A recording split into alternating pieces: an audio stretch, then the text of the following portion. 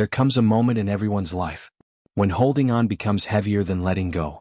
And you know it, not just in your head, but in your body, in your chest, in your breathing, in the way you can't sleep, or feel small in conversations you used to feel safe in. You tell yourself it's just a phase, that things will get better, that maybe they'll understand, that maybe, this time, you can fix it. But deep down, you know, it's time to let them go. But letting go isn't always loud. Sometimes it happens quietly, in your thoughts, in your posture, in your boundaries. Sometimes it's not a breakup or a fight. Sometimes it's just a soft closing of a door you no longer need to knock on. Letting go doesn't always look like strength. In fact, at first it looks like loss, like heartbreak, like betrayal, like giving up. But what if it's not giving up? What if letting go is not about quitting on someone else, but choosing not to abandon yourself anymore? This episode is for anyone who has stayed too long in a space that no longer fits. For anyone who's kept trying to be understood by someone who never tried to listen. For anyone who thought, if I just love them enough, maybe they'll treat me better. You're not alone. And you're not weak. You're just at the edge of a powerful realization. Letting go is not the end of love. It's the beginning of self-respect. So today we'll talk about what it really means to release someone. Not with bitterness, not with drama, but with dignity. We'll explore why not everyone is meant to stay, how to forgive without reconnecting, why loving someone doesn't mean keeping them, and most of all, how letting go is not losing, but returning to yourself. Because some of the most peaceful moments in your life won't come from what you hold on to, but from what you finally release. Let's begin. Chapter 1. Not everyone is meant to stay. Let's begin here. It's one of the hardest truths you'll ever accept. Not because it's complicated, but because it's so simple that your heart resists it. Not everyone is meant to stay. Some people are meant to walk with you. For a season, not a lifetime. Some connections are meant to teach you something, but not carry you forever. And if you keep trying to make temporary people permanent, you'll suffer. Over and over again. Section 1. The illusion of forever. We're raised on fairy tales, movies, love songs, promises of always and forever. So when someone enters our life and makes us feel seen, we attach. We say, this is it. I found my person. They're meant to be here. And maybe they are. But maybe, not for as long as you imagined. Some people enter not to complete your life, but to crack it open, to awaken a lesson, to trigger growth, to challenge your boundaries, to mirror what you need to heal. And once that moment is served, they drift. But because you didn't expect that, you start to grip harder. You fight the natural rhythm of release. And in doing so, you trade your peace for their presence. Section 2. Holding on too long hurts. You feel it, don't you? That subtle ache. That growing resentment. That weight that didn't used to be there. You text first. You explain more. You shrink. You wait. You tolerate. You hope. You say, maybe if I'm more patient, they'll change. Maybe if I'm better, they'll love me right. Maybe it's me. It's not you. It's not them either. It's just that this story has reached its final page. And the more you try to force a continuation, the more it bleeds. Section 3. Every person has a role, but not every role is forever. Think about your life like a book.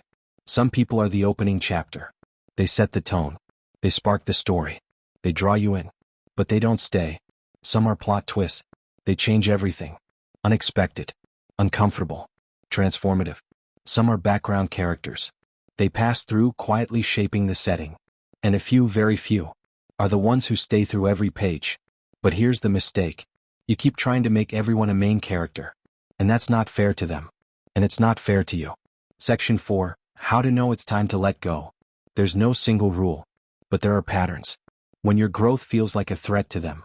When your presence is tolerated, not celebrated. When you feel unseen even when you're right next to them.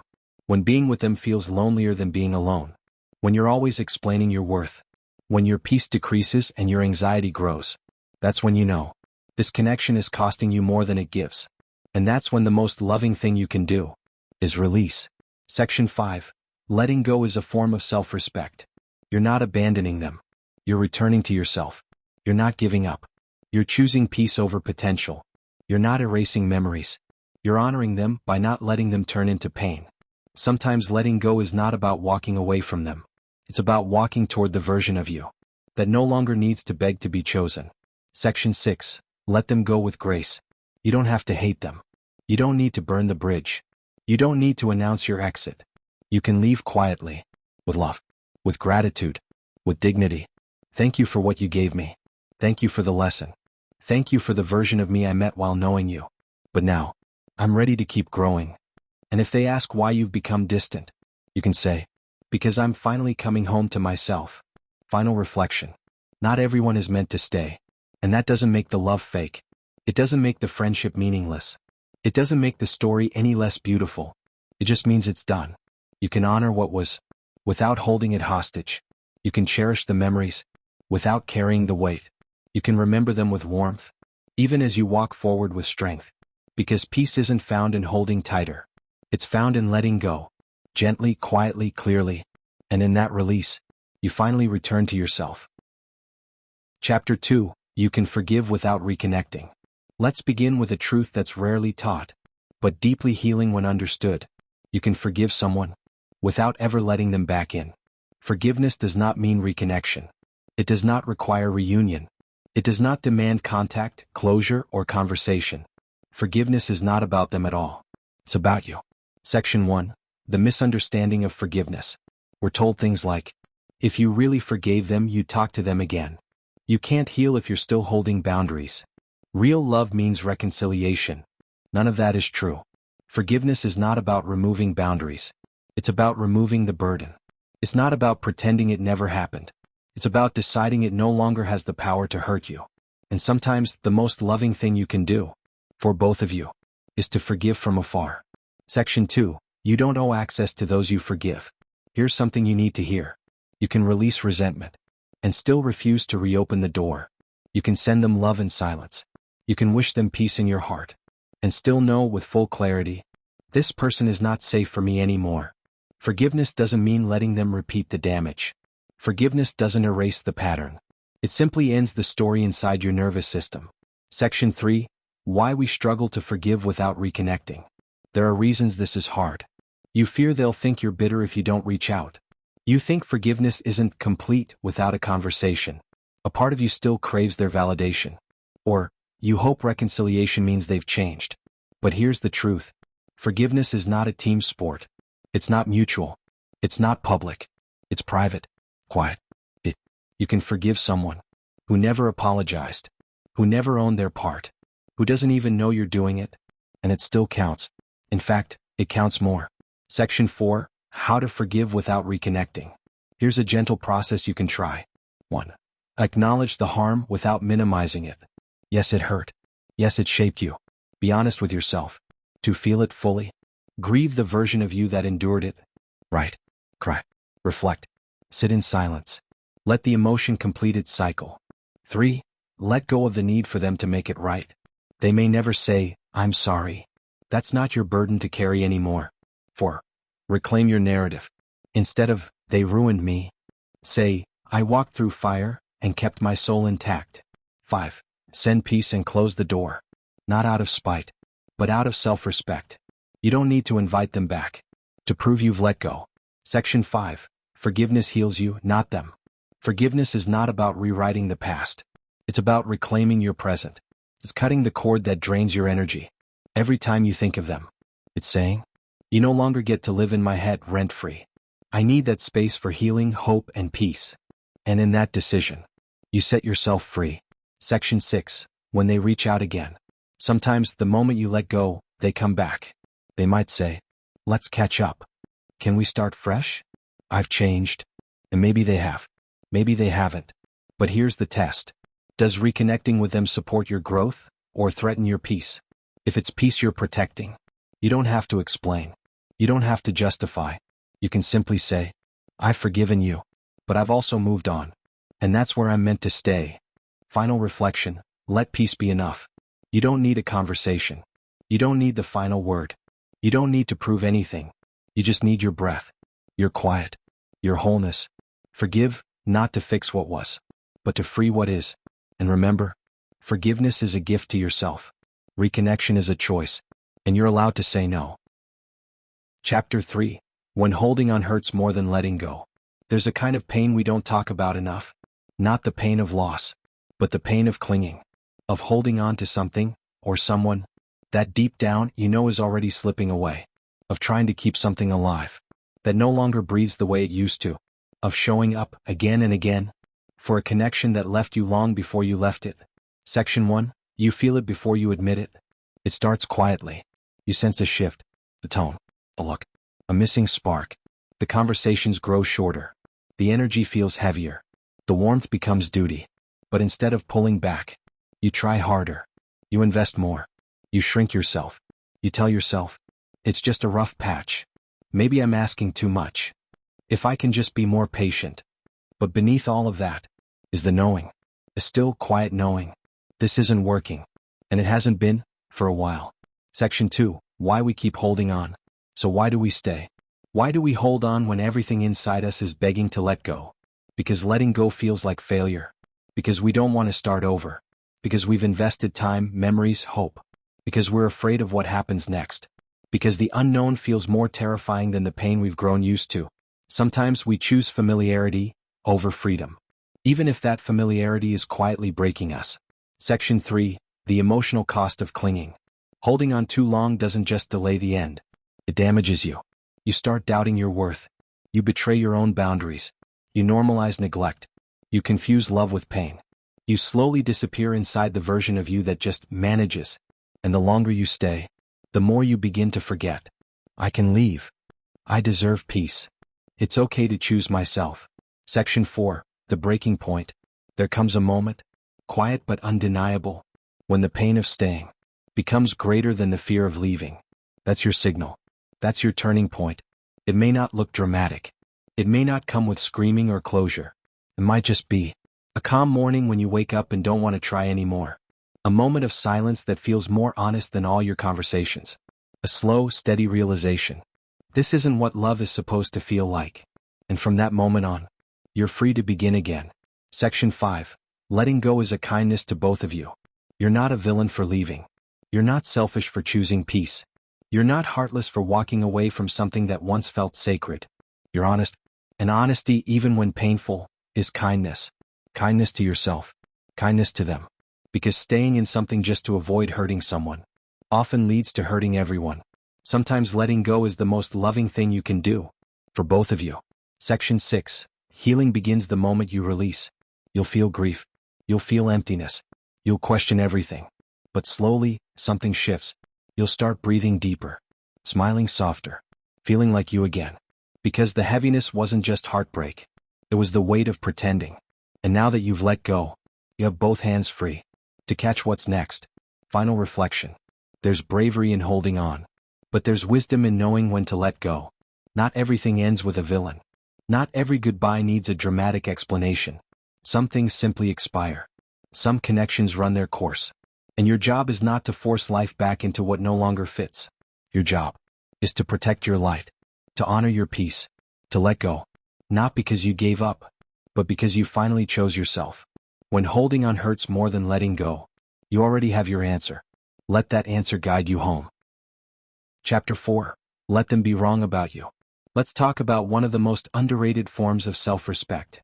The choice to stop explaining yourself. The courage to let them be wrong about you. Section 1. The urge to be understood. We all want to be seen, to be heard, to be understood, especially by people we once loved, or people we still respect, or people who misunderstood us, deeply, unfairly, publicly. So we explain. We defend. We clarify. We go back and forth again and again trying to fix their perception of us. We say things like, "That's not what I meant. You don't get it. You're twisting my words." But here's the painful truth. Some people don't want to understand you. They just want to stay right. And the more you chase their understanding, the more you give away your peace. Section 2. Why we struggle to let them be wrong. Letting someone misunderstand us feels like injustice. It triggers our ego. It makes us feel powerless. It makes us want to fight for clarity, for truth, for dignity. But ask yourself this. What are you really trying to fix? Their perception? Or your own fear of being misjudged? Because here's the deeper truth. When you know who you are, you no longer need them to know it too. Your peace doesn't come from their understanding. It comes from your own alignment. Section 3. What you lose by constantly explaining. Every time you explain yourself to someone who refuses to hear, You lose a little more of your voice. Every time you clarify your heart to someone who only listens to reply, you drain your emotional battery. Every time you try to prove your worth to someone who benefits from misunderstanding you, you forget. You're not responsible for the story in their head. You're responsible for the piece in your own. Let them be wrong. Let them talk. Let them create their version. You don't have to edit it anymore. Section 4. Let silence be the closing statement. There's a power in simply walking away without correcting the record. In trusting that truth doesn't beg to be believed. It simply is. Let them call you cold. Let them say you changed. Let them assume the worst. If their opinion of you requires your suffering to feel justified, you're not the problem. You don't need to fight a narrative that doesn't belong to you anymore. Let silence be your full stop. Not your weakness, your boundary. Person in lotus position. Section 5. Choose peace over vindication. You can be kind and still be misunderstood. You can be honest and still be called fake. You can walk away calmly and still be labeled the villain. And you know what? That's okay. Because you didn't come here to manage their lens. You came here to live your truth. And the people who matter will feel it without needing proof. Sparkle's final reflection. Let them be wrong about you. Let them build their version. Let them talk. Let them twist. And then, go live your life. Go create peace. Go protect your spirit. Go make decisions not to prove anything, but to protect everything that makes you whole. Because your job isn't to fix their perspective. It's to stay rooted in your truth. With or without their permission. Let them be wrong. Let them go. Let you be free. Chapter 5. You can love them and still walk away. Let's sit with one of the hardest, most liberating truths in love. You can love someone deeply and still choose to walk away. Yes, even if they didn't hurt you. Even if there's still chemistry. Even if you still dream about them at night. Because love is powerful. But love alone is not always enough to make it work. Section 1. The myth of, if I love them I should stay. We're conditioned to believe. If it's real you fight for it. True love never walks away. You don't give up on people you love. But here's the truth. Sometimes you love them, but you've outgrown the dynamic. Sometimes you love them, but staying would mean shrinking yourself. Sometimes you love them, but peace costs more than passion. Love is real, but so is exhaustion. So is incompatibility. So is the need to feel emotionally safe. And the moment loving them begins to mean losing yourself, that's when walking away isn't betrayal. It's self-preservation. Section 2. When the relationship no longer honors the love. You can love someone, but not feel heard, not feel held, not feel prioritized. You can love someone and still cry yourself to sleep, still second-guess your worth, still carry the entire weight of the connection alone. Love should not feel like performance, or persistence, or pain disguised as patience. If the relationship asks you to abandon yourself, that's not love. That's self-sacrifice. And real love should never cost you. Section 3. Walking away doesn't mean the love wasn't real. Many people stay because they think, if I walk away it means it wasn't true. If I leave it means I gave up. If I loved them I'd stay and fix it. But hear this clearly. You can honor what it was, without forcing it to be what it's not. You can be grateful for the moments. You can hold the memories. You can remember the laughter and the light. And still, walk away when it's no longer aligned. Love is not a prison. It's not a debt. It's not a punishment you're meant to endure, because feelings are strong. Sometimes the most loving thing you can do, for them and for yourself, is to leave with grace, before the love becomes resentment. Section 4. How to walk away with love still in your heart. Walking away with love still alive is hard. But it's also sacred.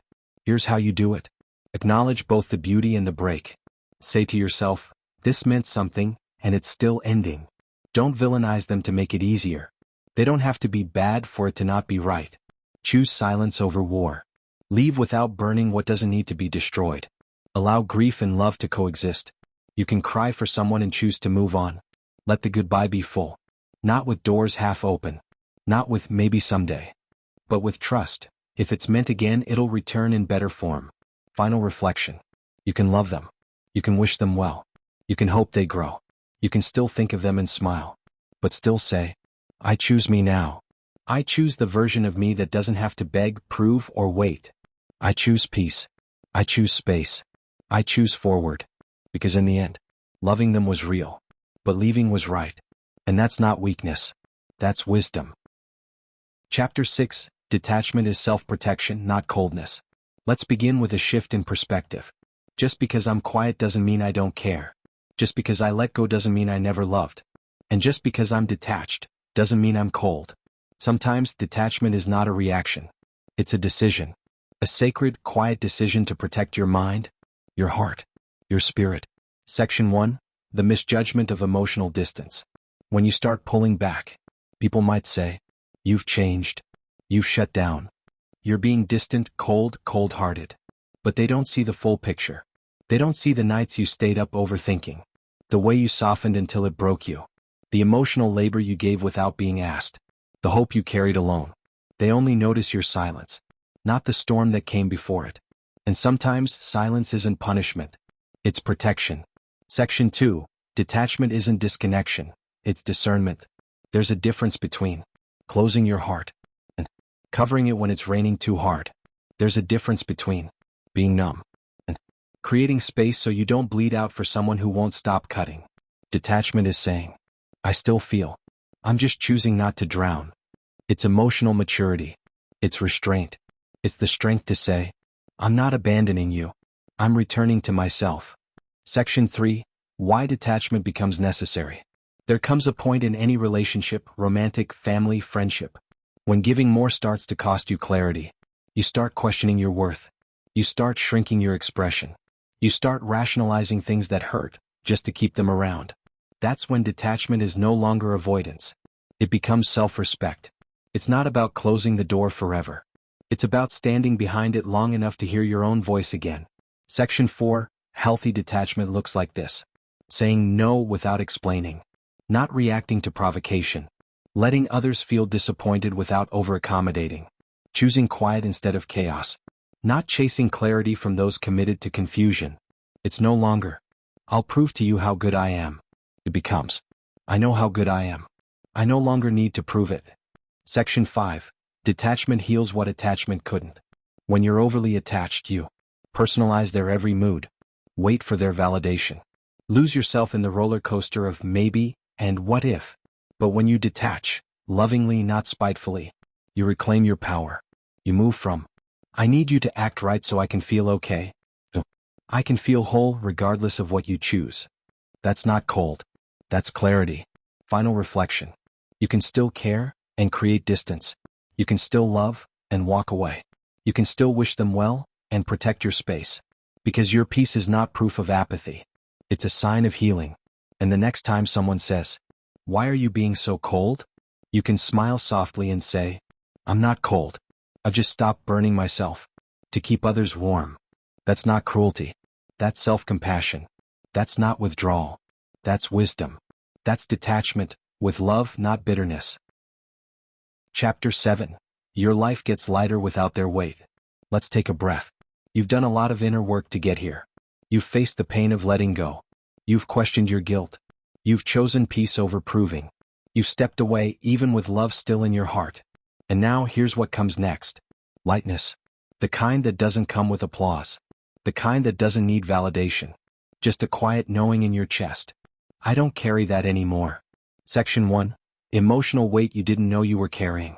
Before we let go, we carry so much more than we realize. The weight of unspoken expectations. The burden of being misunderstood. The constant emotional calculations. Should I say this? Will they leave if I do? The fear of disappointing them. The hope they'll change. The pressure to make it work, even when it's not working. These are silent weights. And they don't just drain your mind. They live in your body. You feel them in your shoulders, in your chest, in your sleep, in your smile that feels more like performance than truth. Section 2, letting go creates space. The moment you truly let go. Not out of anger, not out of ego, but from clarity. You feel it. The tension softens. The mind quiets. The body breathes again. The what if loses power. The I should have fades.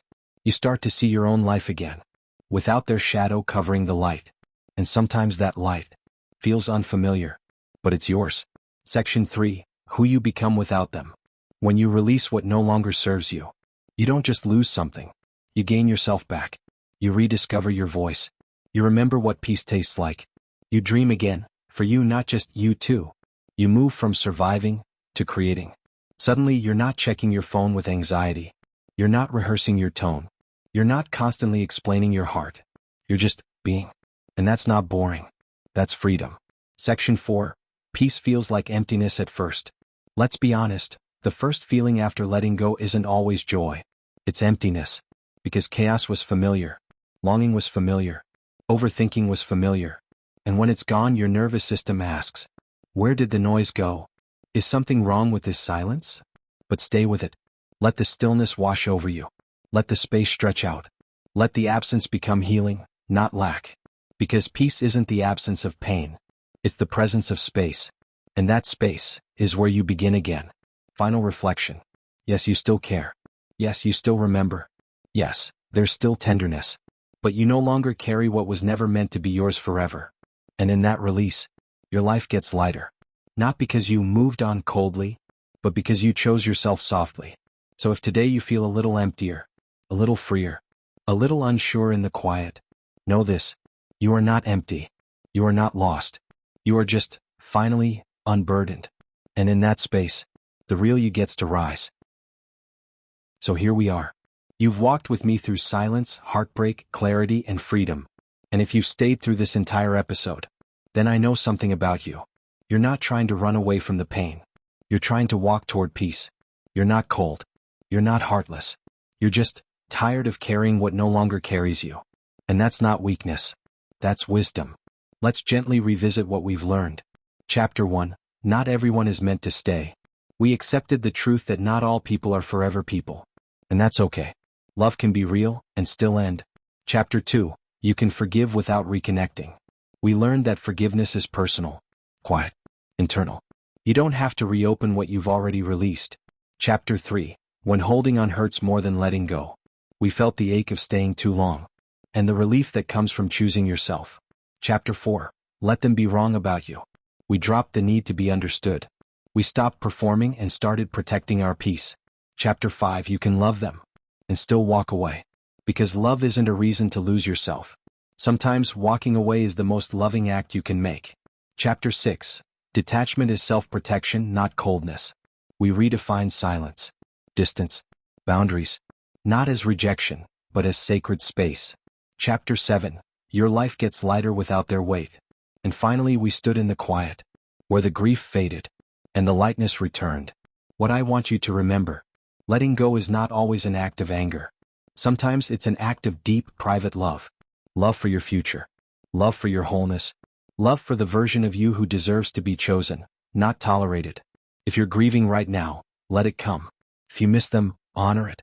But don't go back, just because you're afraid of the space they left behind. That space?